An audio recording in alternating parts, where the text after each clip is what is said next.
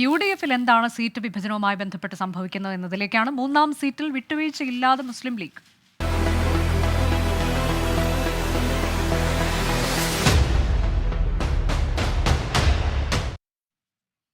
മൂന്നാം സീറ്റ് ലഭിച്ചില്ലെങ്കിൽ പരസ്യ പ്രതിഷേധത്തിനും UDF യോഗം ബഹിഷ്കരിക്കാനും ലീഗിൽ ആലോചന. രാജ്യസഭാ സീറ്റും നൽകാനാകില്ലെന്ന് കോൺഗ്രസ് അറിയിച്ചതോടെയാണ് ലീഗിന്റെ നീക്കം. സീറ്റിനു വേണ്ടി യാചിക്കുകയല്ലെന്നും ചർച്ച ചെയ്യുകയാണെന്നും ലീഗ് സംസ്ഥാന ജനറൽ സെക്രട്ടറി PMA സലാം 24-നോട് പറഞ്ഞു. മൂന്നാം സീറ്റ് ലഭിച്ചില്ലെങ്കിൽ രാജ്യസഭാ സീറ്റ് നൽകുമെന്ന പ്രഖ്യാപനം നടത്തണമെന്നാണ് ലീഗ് നിലപാട്. ഇത് രണ്ടും നടക്കാതെ പോകുന്നതാണ് ലീഗിന്റെ അതൃപ്തിക്കിടയാക്കിയത്. കോൺഗ്രസിനെ പ്രതിരോധത്തിലാക്കേണ്ടെന്നും വിട്ടുവീഴ്ച ചെയ്യാമെന്നുമുള്ള തീരുമാനത്തിൽ നിന്ന് കൂടുതൽ സമ്മർദ്ദം ചെലുത്തി സീറ്റ് നേടുക എന്ന തീരുമാനത്തിലേക്കാണ് നിലവിൽ ലീഗ് എത്തിയത്. അണികളുടെ പ്രതിഷേധം കൂടെ കണക്കിലെടുത്താണ് പുതിയ നിലപാട്. മൂന്നാം സീറ്റ് ലീഗിന് ലഭിക്കുമെന്ന് PMA സലാം പറഞ്ഞു. ഇത് സംബന്ധിച്ച് ചർച്ചകൾ നടക്കുകയാണ്. 25-ാം തീയതി ചർച്ചയുണ്ട്. അതിൽ തീരുമാനമാകണം.